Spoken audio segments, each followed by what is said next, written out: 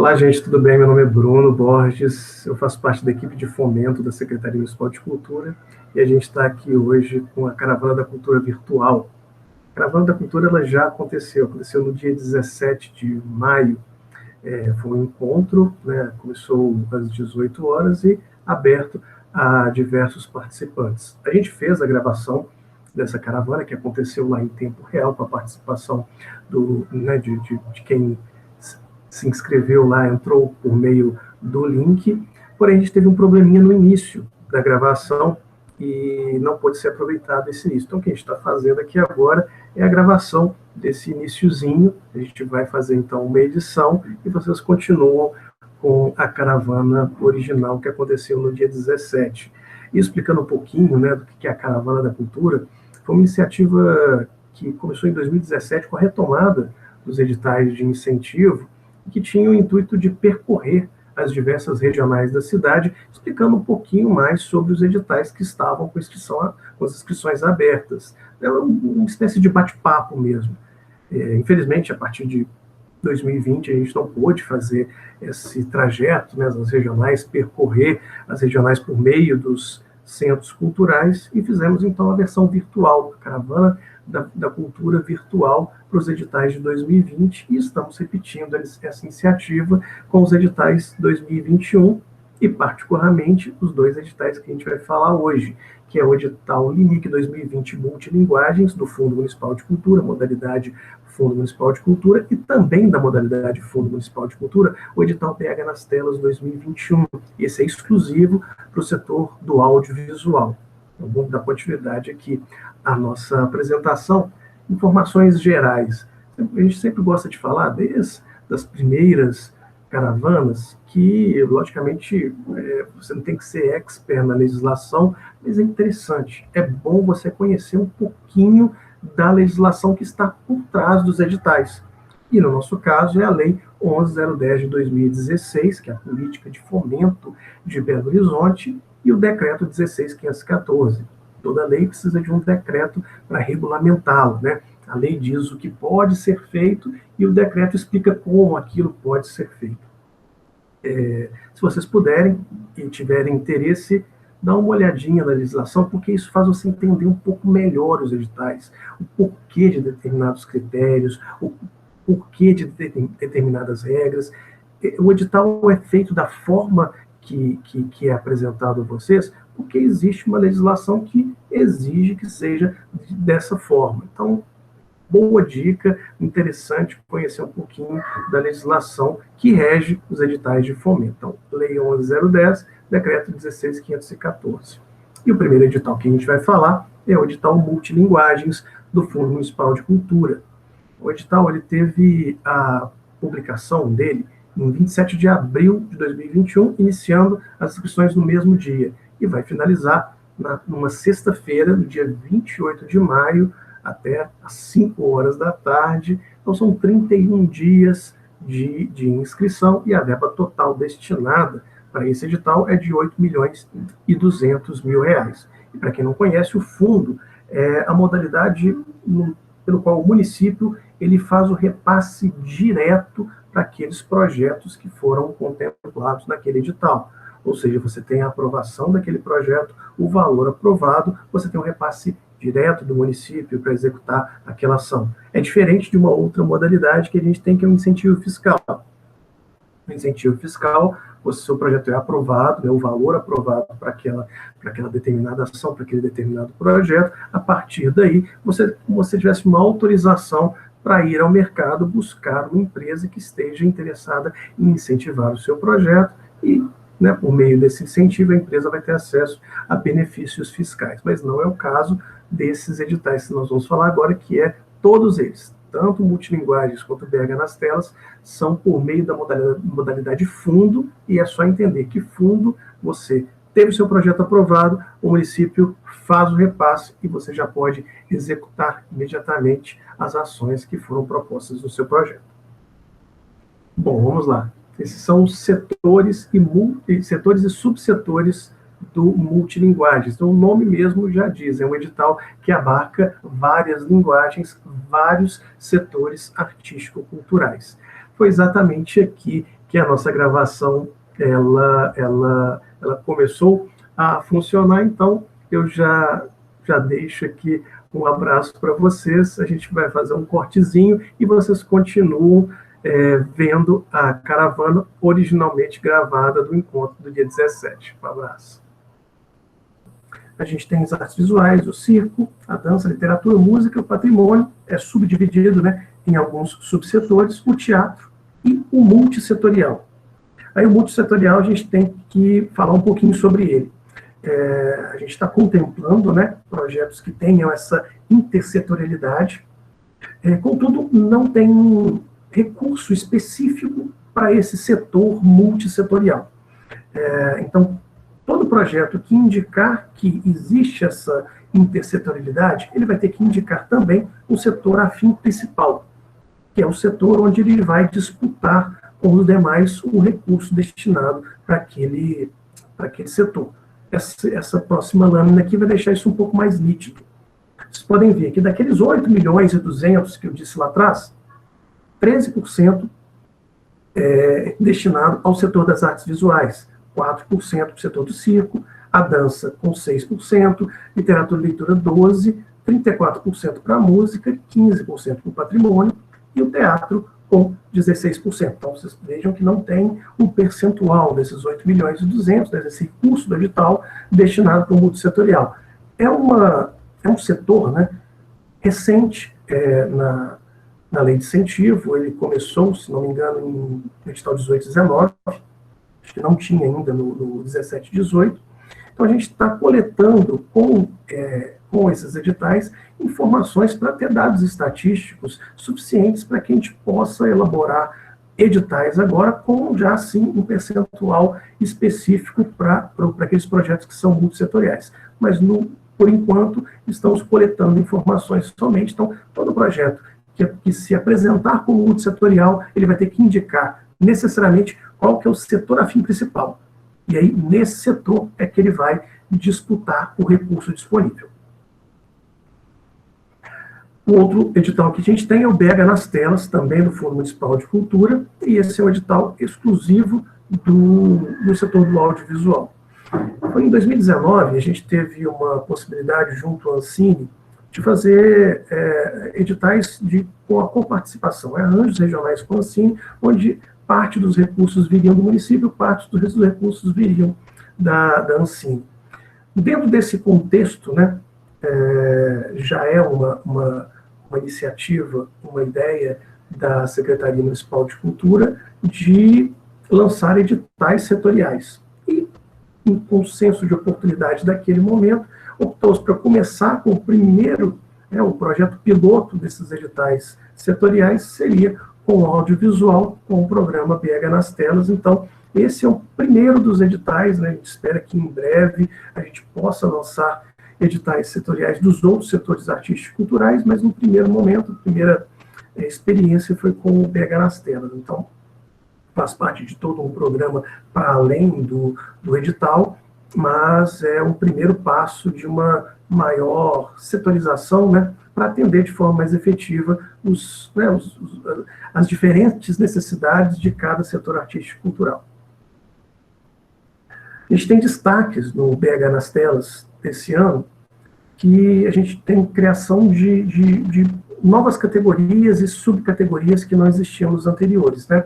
A gente tem a criação dentro da categoria produção, existe a subcategoria documentário e ficção e também a subcategoria animação, tetos diferentes para projetos com características até mesmo orçamentárias diferentes.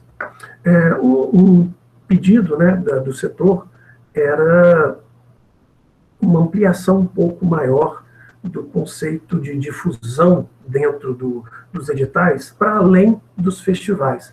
Então, foi criada também a categoria difusão, onde permanece, né, a subcategoria de festivais, contemplando projetos que tenham esse escopo, mas também abarcando a manutenção e programação de espaços culturais dentro da linguagem do audiovisual e também a distribuição, uma distribuição independente. É lógico que é um setor com um teto um pouco mais baixo, não é uma distribuição em grande escala, mas dentro das necessidades do setor, foi algo que foi muito pedido e a gente está tentando, então, suprir essas necessidades.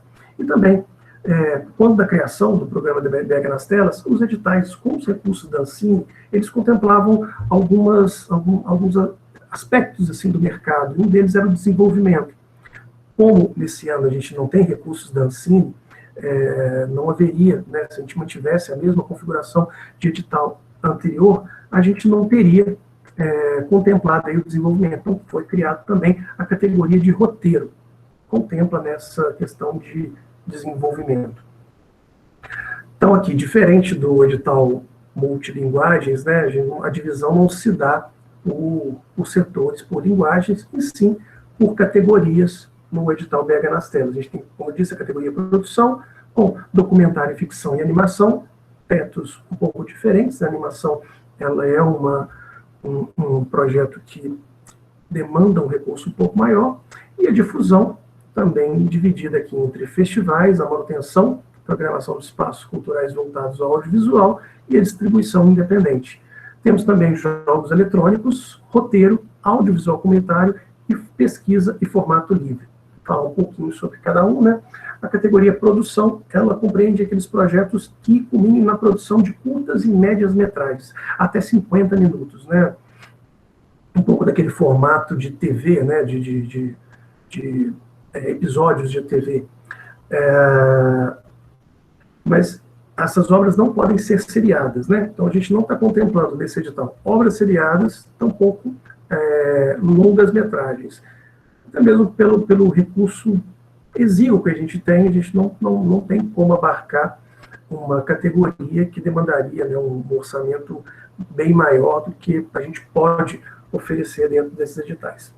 Dentro dessa categoria de produção, tem um destaque que 70% do orçamento, né, ele deve necessariamente contemplar bens, serviços ou o pagamento, né, a contratação de agentes culturais do município de Belo Horizonte.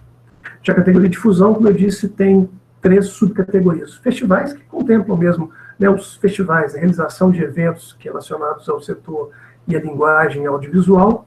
A difusão, com manutenção, né, a manutenção e programação de espaços culturais, que compreende esses projetos que visem pode ser tanto a manutenção mesmo daquele espaço, quanto a programação daquele espaço. Então, a gente pode citar aqui salas de cinema, cineclubes, escolas de cinema, espaços culturais sem fins lucrativos, mas essencialmente ligados ao setor do audiovisual.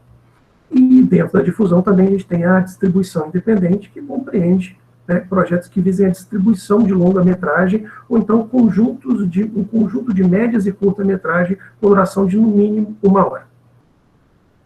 Já a categoria de jogos eletrônicos, ela contempla os games mesmo, jogos plataformas que tenham esse escopo primordialmente mobile. A categoria roteiro, ela compreende, então, o desenvolvimento, né, elaboração de roteiros audiovisuais de longa-metragem ou de obras seriadas, e o audiovisual comunitário ele já tem um espectro bem amplo. Ele pode contemplar tanto mostras e eventos de pequeno porte, curta-metragem de baixo orçamento, qualquer proposta audiovisual, mas ele tem um foco um pouco diferente. Ele valoriza essa democratização e a descentralização da linguagem. Então, são projetos que têm esse foco, que têm esse escopo, né, de democratizar um pouco mais a linguagem audiovisual. E pesquisa em formato livre, que, né, já é um pouco autoexplicativo, contempla aqueles projetos de pesquisa na linguagem audiovisual. Um destaque, né, que tanto a pesquisa como o formato livre tem que disponibilizar ao final o resultado desse projeto, né, seja por publicação virtual ou impressa ou qualquer outro meio de divulgação. Então, ela tem que ser disponibilizada ao público ao final da execução. Cada projeto, cada categoria, tanto do edital multilinguagens quanto do edital BH nas Telas, existe um anexo, é o anexo 1 em ambos os editais, que tem uma documentação específica de cada categoria. Então, cada categoria tem uma documentação a ser apresentada junto da proposta para que viabilize que a Câmara de Fomento possa fazer a correta análise do seu projeto cultural.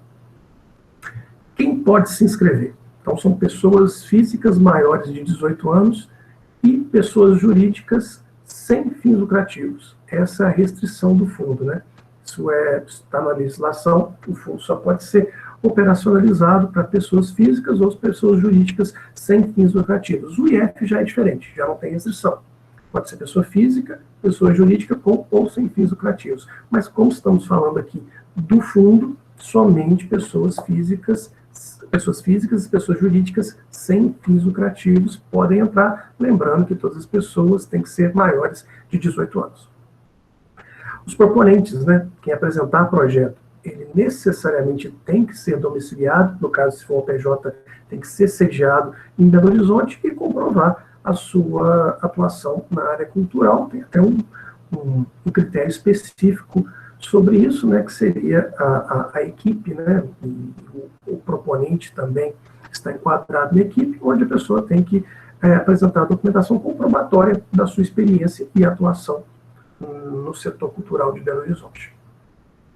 Existe uma vedação dos editais, não todos aqueles projetos que foram aprovados em editais do ano de 2020, então do ano passado, eles não podem entrar novamente, é o mesmo projeto. Não pode entrar novamente porque ele já está sendo financiado pelo município, e também projetos da modalidade plurianual que foram aprovados no 18 e 19. A modalidade plurianual só existe no incentivo fiscal e ela propicia que o projeto ele tenha 2 ou 3 anos seguidos de execução. Então, né, em 2021, esses projetos do 18 e 19 ainda estão sendo executados com financiamento do município, portanto, não pode entrar o mesmo projeto. E também aqueles que, porventura, tenham sido inscritos em algum edital de 2021. No caso, como esses são os 2 primeiros editais, né, essa regra não vai caber tanto para esse edital, mas para os próximos que forem lançados. Como se inscrever, então, nos editais do Fundo Municipal de Cultura? A gente tem 2 sites que são sites-chave para você fazer a sua inscrição. O primeiro é o pbh.gov.br/LNC. Lá você encontra todas as informações dos editais de fomento da Secretaria. Então você vai ver tanto os editais atuais, quanto aqueles que já foram encerrados, né, os editais com inscrições abertas, tem informações gerais sobre todos esses editais. E lá, uma página, tem a página específica do edital multilinguagens e a página específica também do BH nas telas. Você vai encontrar o edital e todos os anexos necessários, o formulário de inscrição, junto, né, os arquivos de inscrição, formulário, planilha financeira, o manual de inscrição. A gente tem um pequeno manual com algumas dicas de como você se inscrever no mapa cultural e fazer a correta inscrição do seu projeto. E também perguntas e respostas. A gente tem um acúmulo aí desde 2017, 17, 18, de algumas perguntas que a gente sabe que são frequentes. Então a gente colocou nesse perguntas e respostas, né? Mas caso sua dúvida não seja solucionada por esses 2 instrumentos, né, o manual e o perguntas e respostas, você também tem um canal de dúvidas, nosso canal de atendimento. No final da página, depois eu mostro aqui a tela, no final de cada página, de cada edital, você tem um formulário onde você pode fazer a sua pergunta e a nossa equipe vai estar respondendo no tempo mais rápido possível. Eu acho que a equipe é pequena, mas a gente está fazendo o máximo para poder responder o mais rápido possível a todos os questionamentos. E também o link para inscrições. Nesse link você é redirecionado para o nosso outro site-chave, que é o mapacultural.bh.pbh.gov.br. Nesse site você vai fazer o seu cadastro, né, como agente cultural. Para vocês entenderem, o Mapa Cultural é um grande site, é uma grande plataforma dos agentes culturais do município de Belo Horizonte. Essa iniciativa vem lá do extinto MINC, né, Ministério da Cultura, que, junto com uma empresa privada, criou o primeiro mapa cultural. Se não me engano, ele foi para São Paulo, né, ele foi criado para São Paulo, e essa iniciativa foi espalhando para outras cidades. A ideia era fazer realmente um mapeamento, né, da atividade cultural daquelas cidades para justamente auxiliar na elaboração das políticas públicas. Para auxiliar, né, na elaboração dessas políticas públicas. A gente tem o Mapa Cultural BH, existe um grande número de agentes culturais lá já inscritos. Você faz um perfil, você pode colocar informações, né, sobre o seu fazer cultural, sobre sua atividade cultural, e também participar dos editais da Lei Municipal de Incentivo à Cultura, inclusive a Lei Aldir Blanc, né, quando foi operacionalizada aqui no município de Belo Horizonte, também utilizou o mapa cultural para poder fazer o cadastramento, tanto o cadastramento, né, de subsídio, como também a inscrição para o edital de premiação que houve à época. Então, é uma grande plataforma interessante que vocês participem, né, quem não tem cadastro como agente, é importante fazer esse cadastro, porque nos ajuda a ter um mapeamento mais assertivo da atividade cultural em Belo Horizonte e, sim, construir políticas públicas que atendam de forma mais efetiva nesses agentes culturais. Então, lá no Mapa Cultural, você poder fazer o seu cadastro como agente, para, sim, fazer a inscrição, preencher a ficha de inscrição online e enviar todos os arquivos, né? O formulário de inscrição que você encontra no pbh.gov.br/limic, a planilha financeira, toda a documentação do seu projeto, né, o clipping dos membros da sua equipe, anexos opcionais no geral e também aqueles anexos que dizem respeito à categoria na qual você se inscreveu. É bastante importante que você envie todos esses arquivos, né, para que a Câmara possa avaliar de forma adequada o seu projeto.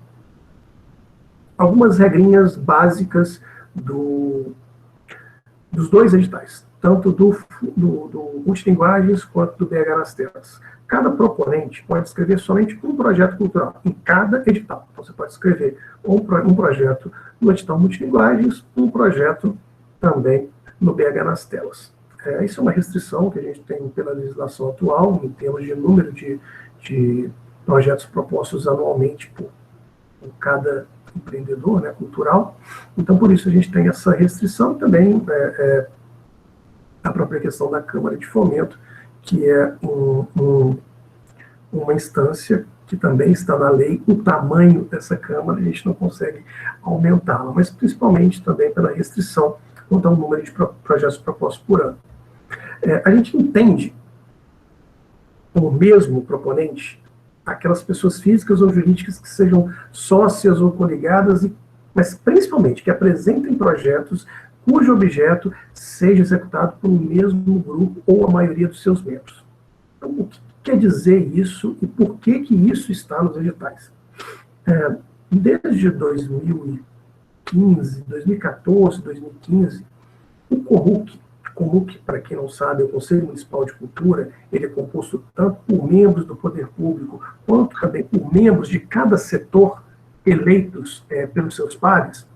O COMUC vinha cobrando a secretaria, olha, pelos dados, né, que são apresentados para a gente dos editais, a gente consegue perceber que existe uma certa concentração de recurso numa mesma região da cidade, existe um mesmo tipo de empreendedor e no mesmo grupo de empreendedores. Tem que ter mecanismos nos editais que facilitem essa maior permeabilidade do recurso, que esse recurso ele seja mais desconcentrado e vá para as diversas bordas da cidade, atinja um número maior de pessoas. Então, essa restrição vem nesse sentido, de evitar que o mesmo grupo ele aprove 1, 2, 3 projetos e, numa média de 15% a 20% dos projetos apresentados são aprovados nos editais. Realmente a disputa ela é bastante acirrada em todos os editais, tanto no fundo, quanto BH nas Telas, quanto Decentro, incentivo. A gente gira em torno disso, de 15% a 20%, às vezes até menos desses projetos inscritos são aprovados. Então, nesse contexto, a gente tem que evitar mesmo que o mesmo grupo tenha mais de um projeto aprovado para, enfim, contribuir que esse recurso ele chegue a um número maior de pessoas, a um número maior de agentes culturais. Mas caso, né, você, proponente, inscreva mais de um projeto, a gente vai ignorar todos aqueles anteriores e somente considerar o último inscrito. Então, não tem problema, você mandou o seu projeto e, putz, esqueci de um detalhe assim, fundamental, acho que isso vai ser super importante para o meu projeto ser bem avaliado, eu não consigo mudar mais, porque eu já cliquei em enviar e não consigo editar essa inscrição. Não tem problema, você pode fazer uma nova inscrição, mandar novamente, a gente vai ignorar a primeira e considerar sempre o último projeto inscrito. Como eu estava falando, né, isso vem muito linkado com a desconcentração de recursos. Existe um dispositivo na lei que nos obriga a pelo menos 3% dos recursos editais, dos projetos aprovados, eles sejam de cada regional. Então, no mínimo, 3% desses recursos vai para projetos da Regional Barreiro, Centro-Sul, Leste, Nordeste, Noroeste, enfim, as 9 regionais do município. Mas, poxa, 3% parece pouco, mas a gente pegar não precisa ir muito longe, assim, em termos históricos, edital 2012, edital 2013, principalmente os regionais Barreiro, Norte, Venda Nova e também Pampulha, não tinha nenhum projeto aprovado.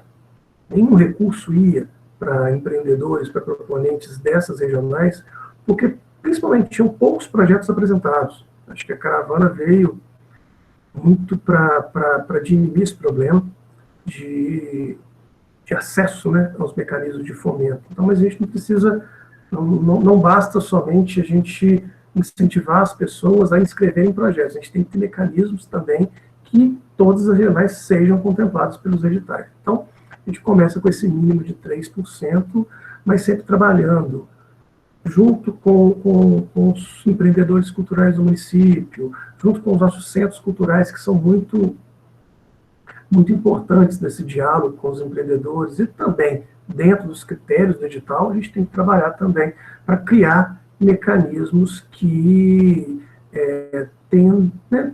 tentem equilibrar um pouco essa balança das regionais. Ainda existem regionais, no Centro-Sul, a gente pode dizer, com certeza, que é uma regional que sempre vinha aprovando e continua aprovando um número grande de projetos. Mas é importante também a gente destacar que a Centro-Sul são várias, né? Cada regional tem características muito, muito particulares. Tanto que não só existe essa divisão de regionais, como dentro de cada regional existem territórios. Centro-Sul, que eu citei um exemplo, né? A gente tem a CS1, CS2, que são aqueles bairros com maior poder aquisitivo, o IDH maior, mas a gente também tem a Centro-Sul de CS5, CS4, que são, né, os locais de vulnerabilidade social, os aglomerados. Então, a gente tem que olhar também para toda essa diversidade. O que a gente busca é não somente ter esse percentual para cada regional, mas também no futuro, que não seja um futuro tão distante, a gente possa também fazer uma divisão em termos de território, entendendo que as regionais têm particularidades e diferenças dentro do seu próprio território. Bom, critérios de análise, vocês vão ver que os critérios de análise do fundo e do BH nas telas são muito próximos. Aqui estão consolidados, assim, vocês podem ver que nos critérios de análise, dentro da consistência tem outros subcritérios, desequilibridade tem outros subcritérios, acessibilidade, democratização, e assim por diante, mas como ficar muito complicado a gente colocar isso aqui numa tela, a gente fala, em termos gerais, o que cada um desses pontos aqui dos critérios de análise, ele olha, né? A consistência do projeto é isso, é realmente o quão objetivo você está sendo na apresentação do seu projeto, o quão assertivo você está sendo no momento de elencar quais são os objetivos. A Câmara vai poder analisar aquilo e falar, olha, esse projeto aqui tem objetivos muito nítidos. depois, uma prestação de contas, vai ser muito tranquilo de mensurar, de comprovar esses objetivos, porque há uma uma clareza na forma como está sendo colocado. Justificar muito bem seu projeto, todos aqueles anexos que estão sendo colocados junto ao projeto, eles auxiliam, a dar essa consistência na sua proposta. A execuibilidade, temos uma proposta. Quão execuível é essa proposta? Assim, existem elementos aqui dentro do projeto que mostram que tudo que está sendo informado, que vai ser feito, tem elementos para que isso seja feito de forma adequada. Isso vai estar relacionado muito à planilha financeira. Então, tudo que está sendo dito em termos de ações, a gente tem uma planilha financeira que é um espelho dessa proposta. A gente consegue visualizar, olha, uma proposta de oficina, eu tenho todas as rubricas necessárias para a correta realização de uma oficina, o meu cronograma, ele bem colocado, ele tem todos os tempos e prazos adequados à execução de uma oficina, as estratégias de comunicação com o público, elas estão adequadas, então tudo isso faz parte da execuibilidade do seu projeto, como os elementos que você traz para comprovar que tudo que você está dizendo em termos de ação é possível de ser realizado. Acessibilidade e democratização são dois conceitos que eles permeiam todos os editais da lei municipal, e é um conceito que é uma política pública relacionada à cultura. Você olha que todos os editais existem esses dois critérios, acessibilidade e democratização. A democratização é mais no sentido de atingir o maior número possível de pessoas com aquele projeto. É lógico que cada projeto tem uma característica própria. Existem projetos que são realmente de um grande público, existem projetos que são mais intimistas. Mas dentro das características de cada proposta, existem elementos dentro dessa sua proposta, desse seu projeto, que amplificam esse alcance. Isso está relacionado ao conceito de democratização. A acessibilidade já na democratização você olha como que eu vou atingir o maior número possível de pessoas. Na acessibilidade já como eu vou atingir uma maior diversidade de público dentro desse meu projeto. Eu tenho ações efetivas de inclusão dentro do meu projeto. Tudo isso é visto na acessibilidade. Impacto cultural e efeitos multiplicadores, então são os desdobramentos daquele seu projeto. Está relacionado muito ao retorno social daquele projeto, à continuidade, permanência da ação que foi proposta naquele projeto, o quanto que aquele projeto ele movimenta a economia da cultura, ele ativa um número interessante de agentes culturais na sua execução. Tudo isso vai ser observado dentro do impacto cultural e efeitos multiplicadores. A formação também, tanto formação de público e plateia, quanto formação mesmo de agentes culturais, tudo isso é visto nessa grande categoria, nesse grande critério de impacto cultural e efeitos multiplicadores. Então, consistência do projeto 25, 35 para execuibilidade, 10 pontos para acessibilidade e democratização, impacto cultural e seus efeitos multiplicadores, 30, somatório, 100 pontos. Vocês podem ver que os critérios, tanto do BH nas telas quanto do fundo, eles são, esses critérios chaves, são muito parecidos, são os mesmos, na verdade. Você vai ver que nos subcritérios tem pequenas diferenças, mas, no geral, assim, o que é avaliado dentro de um projeto cultural é mais ou menos isso que eu falei para vocês. A acessibilidade, já falei um pouquinho sobre ela, São essas ações, desenvolvidas para a promoção de inclusão de públicos que não, tradicionalmente, são contemplados em programas de atividades culturais, Então, a gente pode falar pessoas com deficiência, mobilidade reduzida, pessoas com dificuldade na língua e na linguagem. todo projeto tem que apresentar uma proposta de acessibilidade, pelo menos uma proposta de acessibilidade para atendimento desse público. Lógico que essa proposta tem que conversar com o objeto principal do seu projeto, a proposta de programação, no caso, né, de projetos que têm uma programação, ela tem que ser condizente com o que está sendo proposto como objeto, como ação principal daquele projeto. Elas devem necessariamente, a gente sempre recomenda, essas ações elas têm que estar na planilha financeira, é mesmo para demonstrar execuibilidade. Olha, estou falando que eu vou fazer libras nessa... Pois é, só beber uma água rapidinho. Bruno, vou só aproveitar que você deu uma pequena pausa, vou pedir para as pessoas que estão com as câmeras ligadas, por favor, desliguem, está atrapalhando as outras pessoas a assistirem a apresentação. As dúvidas vão ser tiradas ao final, a gente não tem como responder pelo chat, tá, gente?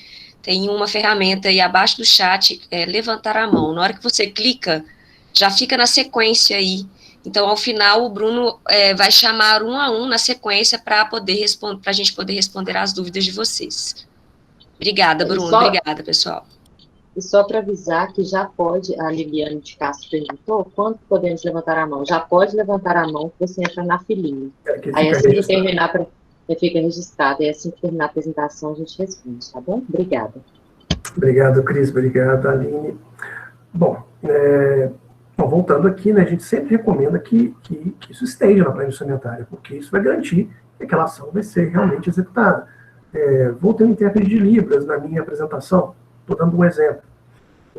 Na planilha orçamentária, quando a Câmara de Fomento estiver analisando, fala, olha, disse que vai ter uma ação de acessibilidade com intérprete de Libras. Estou conseguindo ver que realmente existe uma rubrica destinada para isso.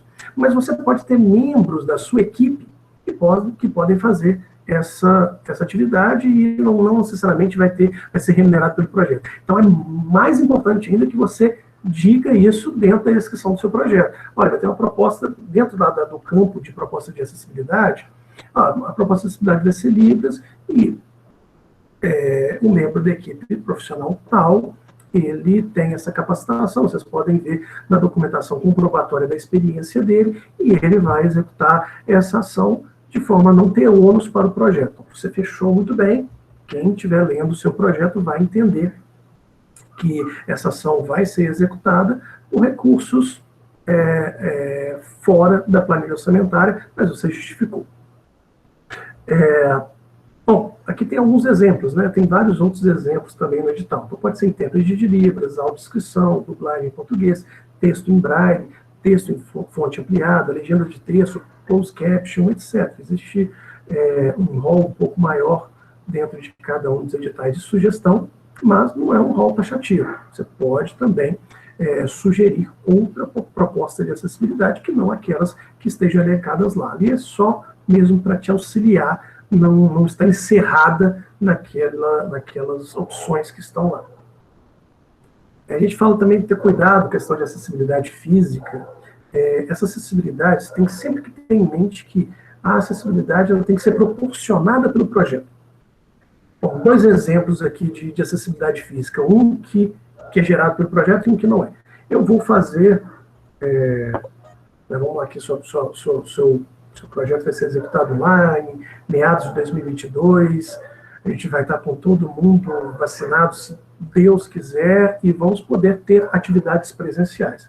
Então, meu projeto vai ser uma apresentação, a apresentação vai ser num teatro, e esse teatro tem toda a acessibilidade física. Veja que a acessibilidade não foi proporcionada pelo projeto. Você escolheu um local de realização que tem a acessibilidade. Quer dizer que você vai perder toda a pontuação, mas você não vai ser tão bem pontuado nesse critério quanto aquele que, o mesmo exemplo de acessibilidade física, eu vou fazer uma apresentação numa praça e vou alocar todos os equipamentos para se tornar aquela praça acessível, com rampa, banheiro adaptado e tudo mais. Foi gerado pelo projeto, por exemplo. Então, muita atenção na questão da acessibilidade física, porque tenha sempre em mente, a ação, a proposta de acessibilidade tem que ser proporcionada pelo projeto. Então, não deve, né, eu já falei, né, que as medidas devem constar em planilha financeira ou a sua ausência ser justificada, e principalmente, isso é muito importante, gente, as medidas de acessibilidade, elas devem constar nos materiais e nas estratégias de divulgação. É muito importante o público, né, para esse público, entender que na ação vai ter um intérprete de Libras, ou vai ter algum tipo de acessibilidade física proporcionada pelo projeto. Enfim, é preciso comunicar com o seu público que existem essas possibilidades de acessibilidade dentro da execução do seu projeto. Então, é interessante também colocar dentro das estratégias como você vai fazer essa sua comunicação e, principalmente, quando você já tiver o seu projeto aprovado, quando você começar a executar o seu projeto, tem um momento que você tem que aprovar as peças gráficas de divulgação daquele projeto. Não se esqueça de colocar nas peças gráficas as medidas de acessibilidade que vão estar presentes naquela ação ou atividade. Bom, democratização do acesso. Vou tomar uma água de novo, gente. Democratização do acesso é aquela ideia de como que eu vou alcançar o maior número possível de pessoas dentro da minha proposta. Né? Então, são aquelas medidas que promovam mesmo a universalização do acesso ao bem ou ao serviço gerado por aquele projeto. Uma opção pode ser gratuidade, oferta de ingressos a preços populares. Bom, a gente está falando aqui de um projeto que é fomentado pelo poder público. Então, parte dele, né, já está, grande parte dele, na totalidade, então, muitas das vezes ele já está sendo realizado com recurso público. Não faz muito sentido o acesso disso ser a um valor que é proibitivo para determinados públicos. Então, volto a dizer, né, ou até ir para frente e voltar, não há obrigação das ações serem gratuitas. Não é obrigatório. Porque tem projetos que, pela natureza dele, até mesmo parte daquela renda é o que vai propiciar a remuneração de algum agente cultural dentro daquele projeto. Então, muitos projetos, assim, eles não tem problema algum a cobrança de ingresso. A gente até sempre fala em todas as caravanas, desde as presenciais, a gente entende que todos os profissionais que estão trabalhando nos projetos devem ser adequadamente remunerados.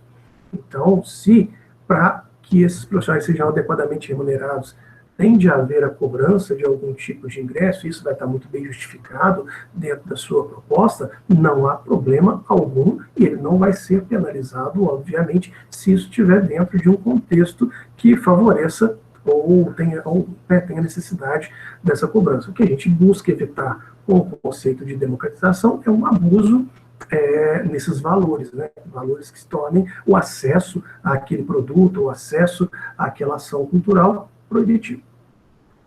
Você pode também sugerir atividades em centros culturais, que já tem uma rede, né, de pessoas, de público, né, já tem um público ali que isso pode ampliar o alcance do seu projeto.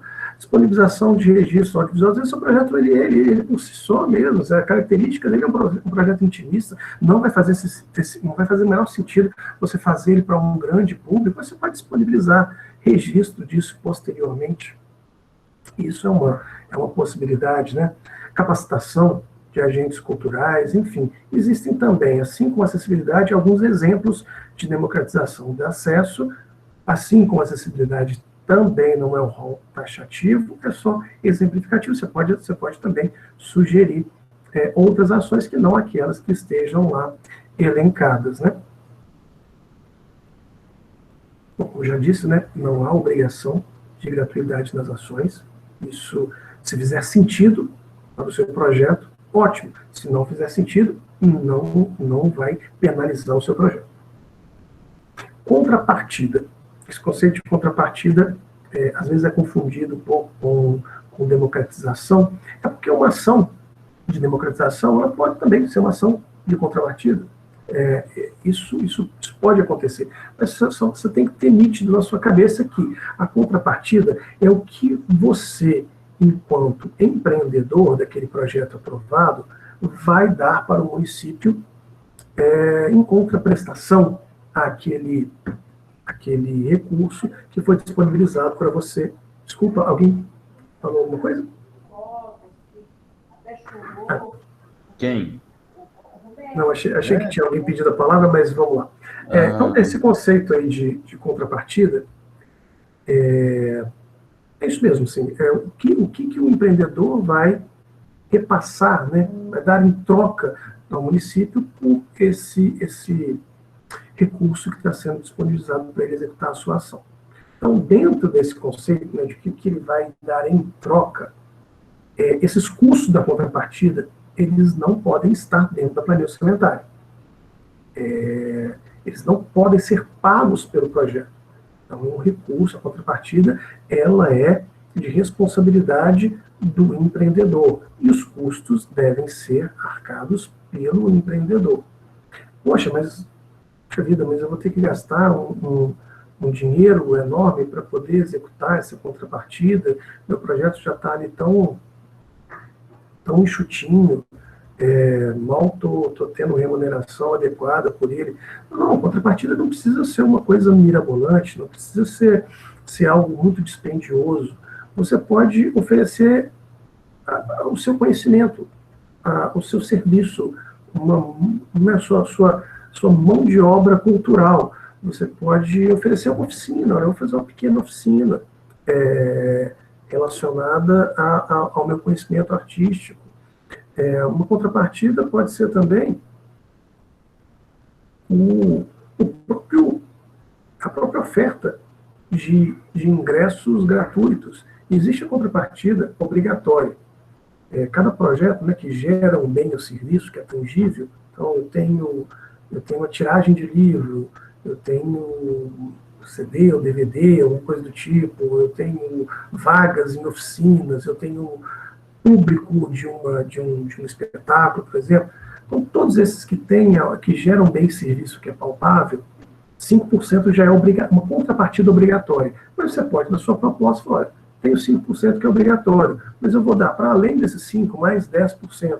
Tudo isso pode ser uma proposta de contrapartida. E não tem muito mistério quanto à contrapartida, porque ela não é critério de análise. Ela obrigatoriamente precisa estar dentro da sua proposta, é necessário que você apresente, mas ela vai estar lá somente para quem está avaliando entender que isso não está na planilha orçamentária. Então, quem está avaliando vai olhar, a proposta de contrapartida é isso, isso e isso. Você lá mensura quanto que é a sua contrapartida e quem está, a Câmara que vai estar avaliando vai estar olhando, ó, esses custos realmente não estão sendo pagos pelo projeto. Posteriormente, a homologação, né, o resultado final daquele edital, essa contrapartida vai ser acordada junto à Secretaria Municipal de Cultura. Existe ainda a possibilidade de, bom, no meu projeto, ele, por si só, já entendo que ele é uma contrapartida. Bom, tudo bem, mas essa vai ser uma análise da Secretaria.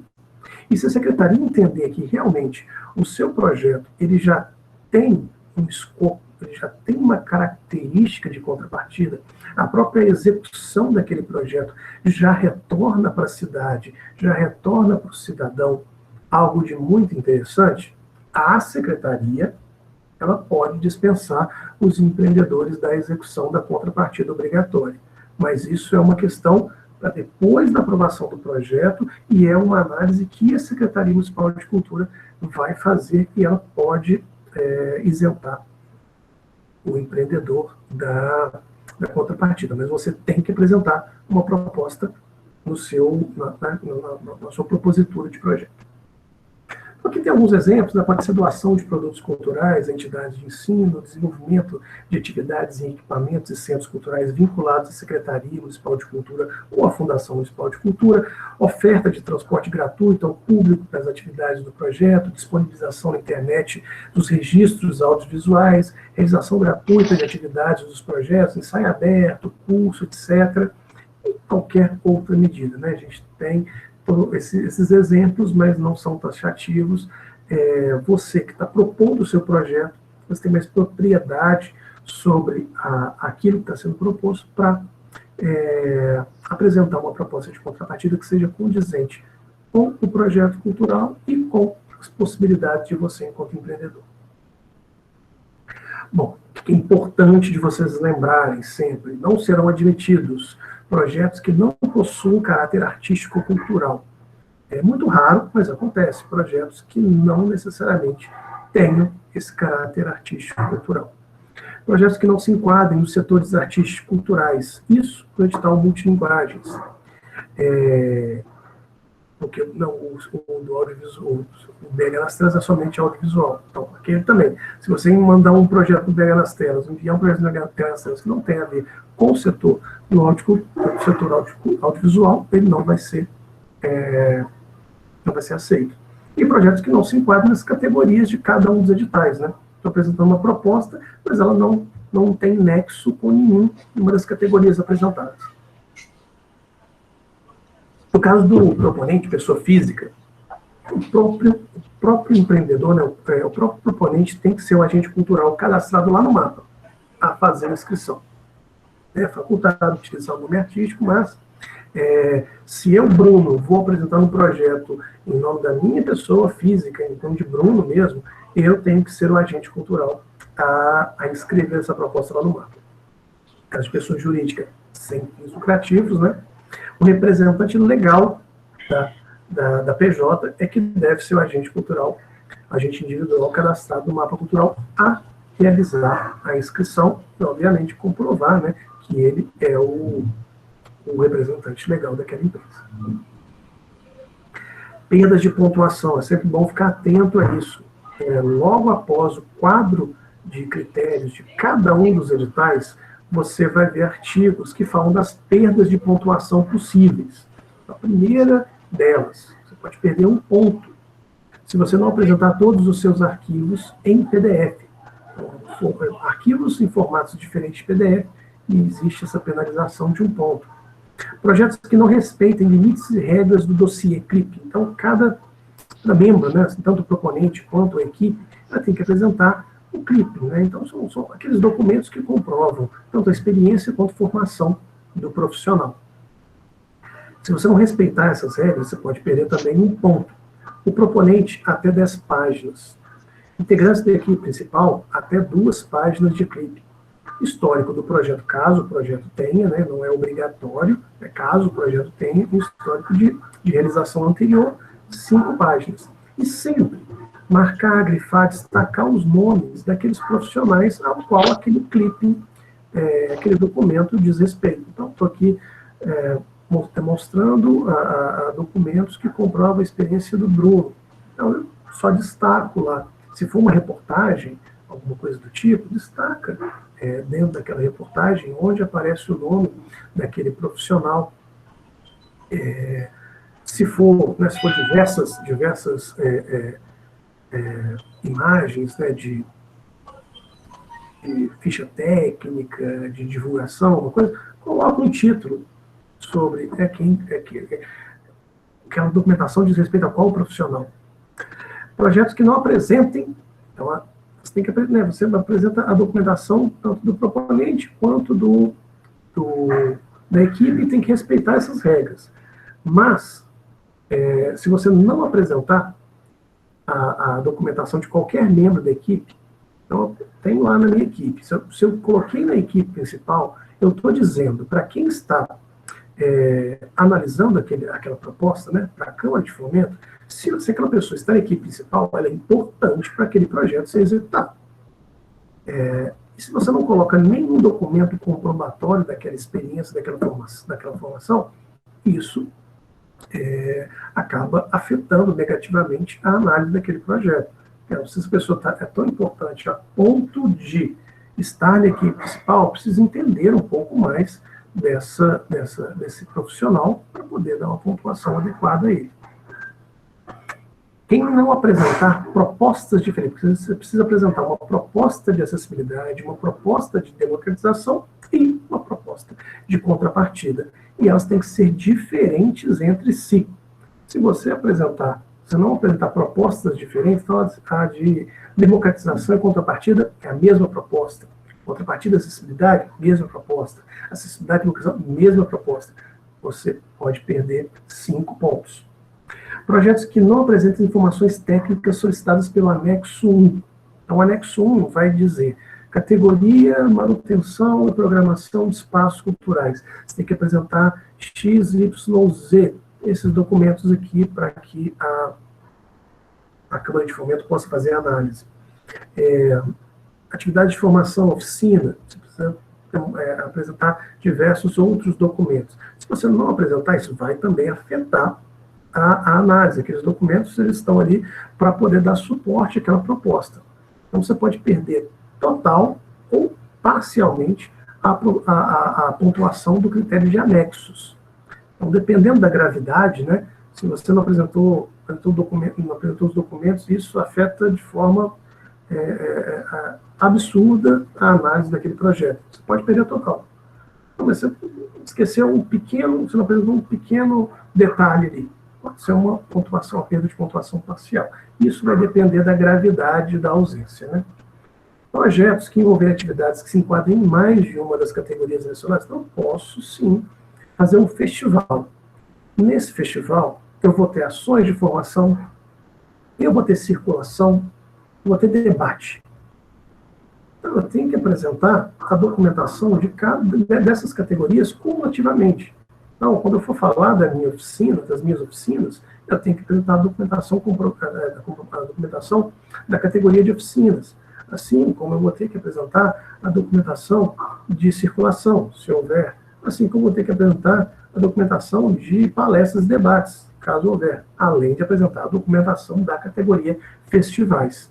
Então, se não apresentar a documentação completa dessas outras categorias, pode também perder total ou parcialmente a pontuação, tanto no critério de anexos quanto de apresentação. Isso vai depender também da gravidade da ausência e o quanto isso afetou na análise do seu projeto.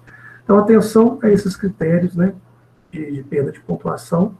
Isso vai estar logo abaixo do quadro de critérios de cada um dos editais e também aos critérios de desclassificação. O artigo 33 do edital multilinguagens e o artigo 31 do BH nas telas. Então, é muito importante também você evitar ser desclassificado.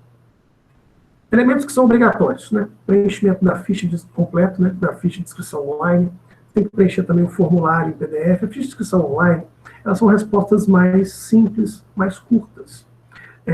Ficaria muito difícil para a gente, mesmo pela ferramenta que temos, né, que é o mapa cultural, a gente colocar textos muito longos, como, por exemplo, a apresentação do seu projeto, os objetivos do seu projeto, as propostas de democratização, acessibilidade. Então, tudo isso está em um arquivo PDF, que é o formulário de inscrição.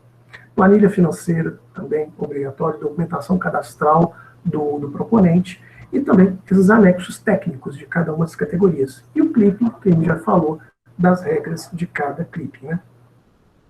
Lembretes importantes, só rememorando um pouco, né? Agente cultural, ele tem que ser o próprio proponente, ou então o representante legal da PJ proponente. Sempre dá uma olhadinha no manual de inscrição, no manual de inscrições, no perguntas e respostas, porque sua dúvida pode estar solucionada ali. Arquivos sempre em PDF, para não perder ponto. E a capacidade de cada campo de upload é de 5 MB. A gente aumentou, né, isso há um tempo atrás era de 2 MB, mas desde a Aldir Blanc tem agora a capacidade de 5 MB, a gente mais que dobrou. Isso está atendendo satisfatoriamente aos proponentes. E o máximo de 20 arquivos anexados para cada uma das propostas, e também um número de arquivos suficientes para você apresentar a sua proposta de maneira adequada. Caso o proponente escreva mais de um projeto, somente o último vai ser considerado, e a gente sempre recomenda que crie uma pastinha lá no seu computador, começa já a montar o seu projeto, né, com todos os arquivos, o formulário em PDF, a planilha financeira, todos os anexos, o clipping de cada um dos profissionais, deixa tudo salvo no seu computador, porque isso vai facilitar o momento de você concluir a sua inscrição no mapa cultural. E você pode começar a sua inscrição hoje. Acabou aqui, você já pode começar a sua inscrição no mapa cultural e você pode ir salvando. Você complementa um pouquinho, sobe um arquivo e pode ir salvando. A partir do momento que você clicar em enviar, aí você não pode mais alterar a sua proposta, aí é só mandando uma nova. Mas enquanto você não clica em enviar, você pode ir salvando e alterando, você pode, coloquei o arquivo errado, você vai, sobe outro arquivo, ele substitui, então tudo isso você pode ir fazendo até o momento de clicar em enviar e enviar efetivamente a sua inscrição. Então, só para rememorar, de 27, né, até dia 28 agora, próxima sexta, sem ser essa agora, a sexta seguinte, encerra o período de inscrições do edital Multilinguagens e, na segunda-feira seguinte, sem ser dia 31, último dia desse mês, encerra as inscrições do BH nas Telas. Ambos, né, tem 31 dias de período de inscrição. A gente sempre lembra, né, sempre relembra, a gente entende também que é complicado, às vezes a gente quer ir melhorando o nosso projeto cada vez mais para se inscrever, mas se vocês puderem, por favor, antecipem as suas inscrições, não deixem para os últimos dias, para evitar congestionamento da plataforma, né? A gente não tem como se responsabilizar por aquelas inscrições que não foram completadas, né, por razão de falta de energia. Eu já recebeu alguns questionamentos, poxa, acabou a luz na minha casa, eu não pude completar a minha inscrição, meu computador, minha internet estava com problema, eu não pude completar, estava um pouco lento. Realmente vai ficar lento, no final das inscrições fica mais lento mesmo, até esqueci, não trouxe para cá, mas é interessante a gente pegar o passo a passo, né, das inscrições, dia após dia, o volume gigantesco nas últimas 3 horas de inscrição. A gente tem quase, no último edital, mais de 50% das inscrições elas foram feitas nas últimas 5 horas do edital. Isso realmente vai ter congestionamento. Então a gente sempre recomenda para você, sempre que possível, conclua a sua inscrição o quanto antes, para evitar esses problemas, não deixe para o último minuto, porque muitas são aceitas no último minuto, mas a sua pode não ficar naquele fluxo ali de lentidão, infelizmente não ser completada. Então, rememorando os links, 2 páginas que vocês precisam ter sempre à mão e à cabeça, né? pbh.gov.br/link, você vai ter todas as informações dos editais que estão em andamento, daqueles anteriores, e ter acesso à documentação, né, de cada um, tanto do BH nas Telas quanto do Multilinguagens. E o mapa cultural, onde você faz efetivamente a inscrição do seu projeto. Gente, é isso. Deixa eu ver se eu consegui não cumprir muito o combinado com vocês, mas a gente tem aí 1h30 de perguntas, né, de dúvidas.